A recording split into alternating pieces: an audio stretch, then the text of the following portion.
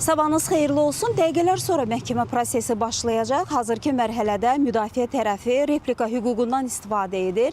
Onlar dövlət ittihamını müdafiə edən prokurorların çıxışlarında səsləndirdiyi faktlara qısa münasibətlərini bildirirlər. Ötən məhkəmə prosesində təqsirləndirilən Aray Karutunyan və onun vəkili məhkəmədə replika hüququndan istifadə etdi. Bir də Bako Saakyanın vəkili müdafiəsi replika hüququndan istifadə etdi. Bugünkü keçirilən iclasda isə digər təqsirləndirilən şəxslər və onların müdafiəçiləri də qısa çıxışlarını edəcəklər. Qeyd edək ki, dövlət ittihamını müdafiə edən prokurorlar bundan əvvəlki çıxışlarında onlar etmişlər və onlar bildirmişlər ki, birinci instansiya məhkəməsinin qərarının dəyişdirilməsinə heç bir əsas yoxdur. Uzun müddətli məhkəmə istintaqı, məhkəmə araşdırmaları aparılıb və bundan sonra belə bir hökm qəbul olunub. Amma dövlət ittihamını müdafiə edən prokurorların çıxışlarından sonra yenə də müdafiə tərəfi replika hüququndan istifadə edərək çıxışlarında həmin hökmün ləğv olunmasını və təqsirləndirilən şəxslərin barəsində bəraətverici qərarın qəbul olunmasını məhkəmədən xahiş edirlər. Qeyd edək ki,